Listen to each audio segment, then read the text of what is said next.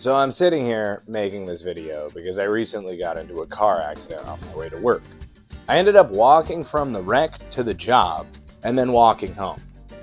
While I was walking, I had a lot of time to think about endurance, expectations, and frankly, why I hate Encanto. Clocking in at an hour 53, this movie feels like a marathon of toxic family dynamics. And I work for my parents, so I know a thing or two about the weight of familial expectations. But the Madrigals take family business to a level that borders on criminal. Setting.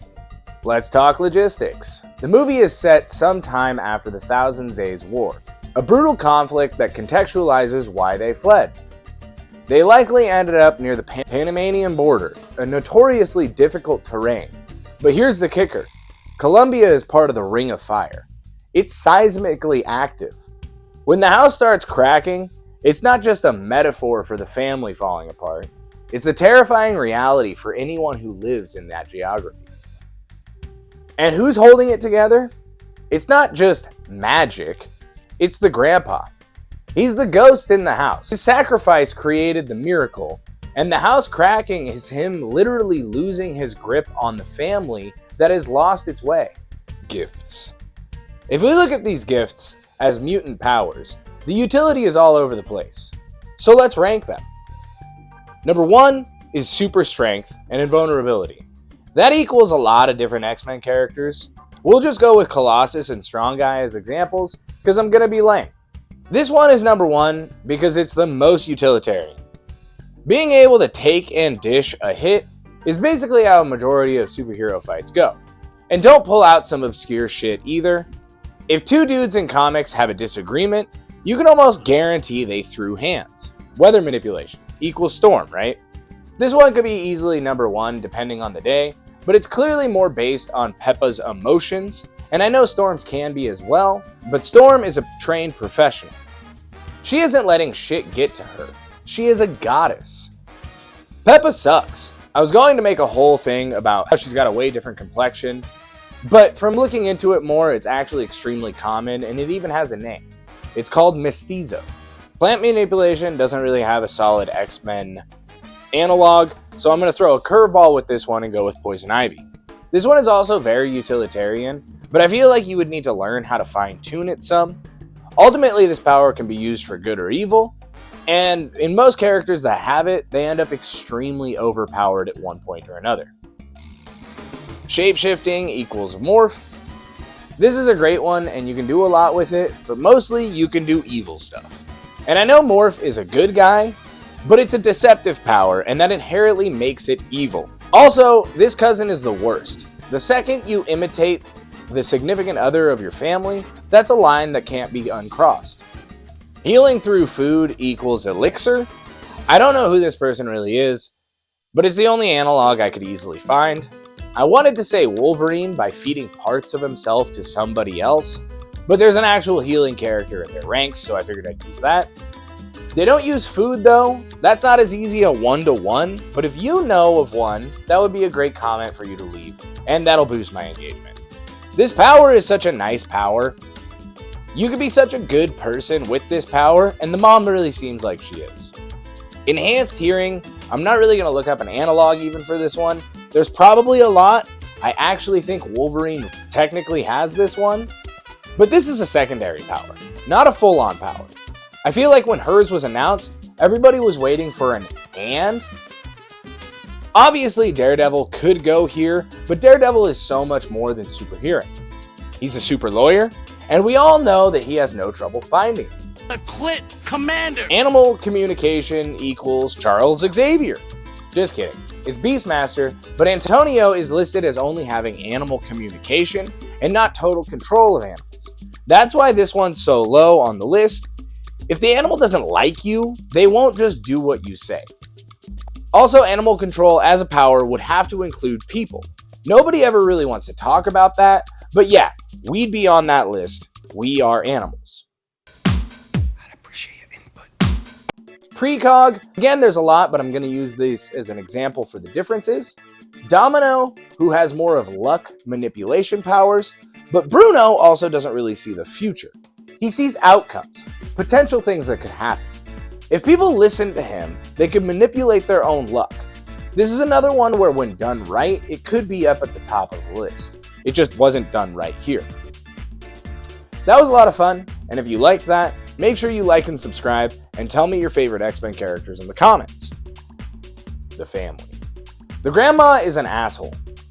I guess Peppa takes after her.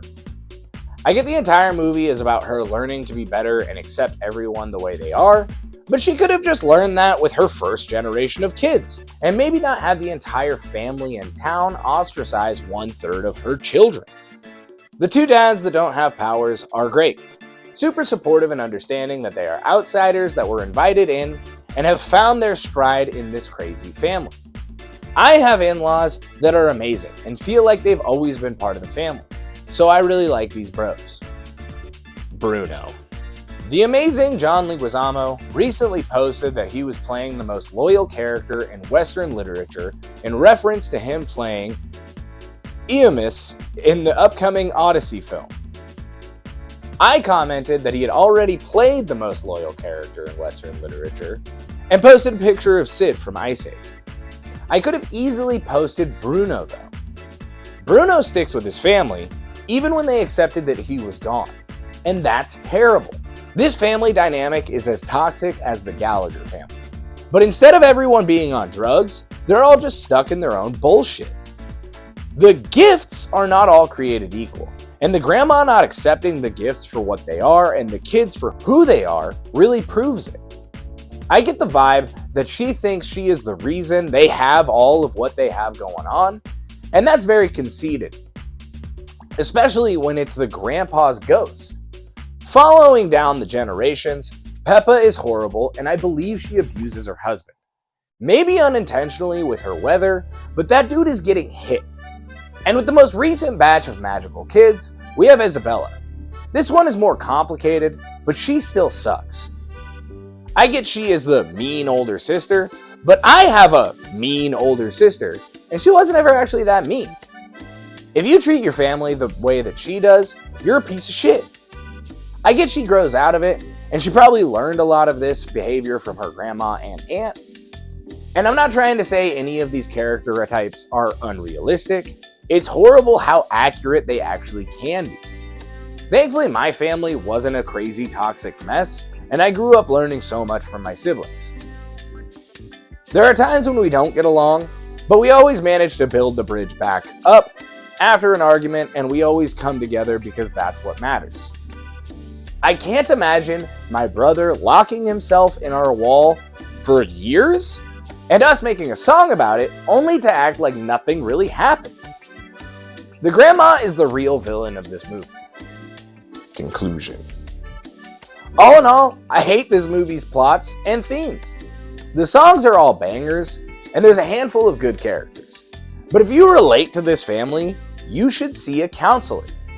From what I've heard, it's not an inaccurate depiction of how Latin family dynamics work, but it seems to be leaning into negative aspects. I got this comment.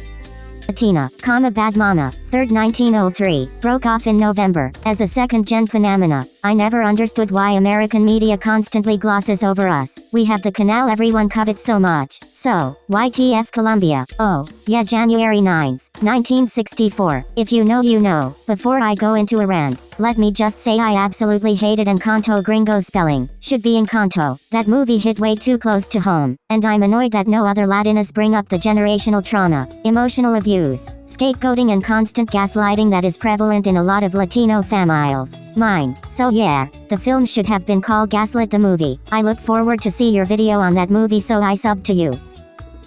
And I think it sheds a lot of light on this. Like I said before, this movie reminds me of Shameless. It's not like it's not a realistic depiction. These types of people and families exist.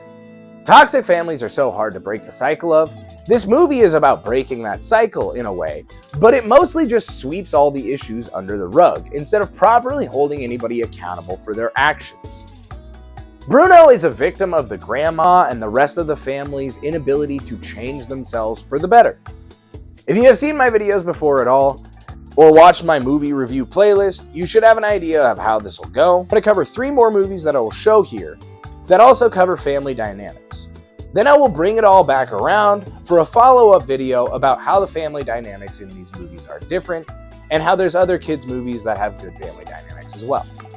So if you want to see that video, it will be like the Love and Racism video. It will be up in a couple of weeks.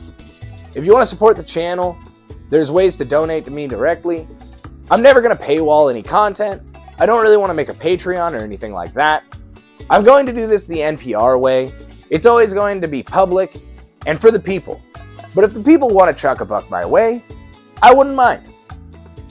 Get me to 1,000 subs. I will cover all the Ice Age movies if we do that, but I'm not going to do anything else crazy. I did actually get into a car accident on Monday of this week. It's Thursday as of recording this, as you can see. And I just fed a bunch of people at a healthcare company that you probably all know about. I'm tired.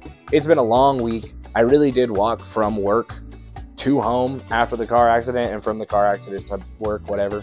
It was about not a crazy trip. All in all, probably about 4 miles at most. But that's, when your leg is bleeding like a sieve and you're fucking sore, I'm still sore. So, subscribe, help me get to my goals, Get a famous YouTuber to share my video. That'd be really cool. Have a great day. Have a wonderful time of your life, brother. That's what I say at the end of these.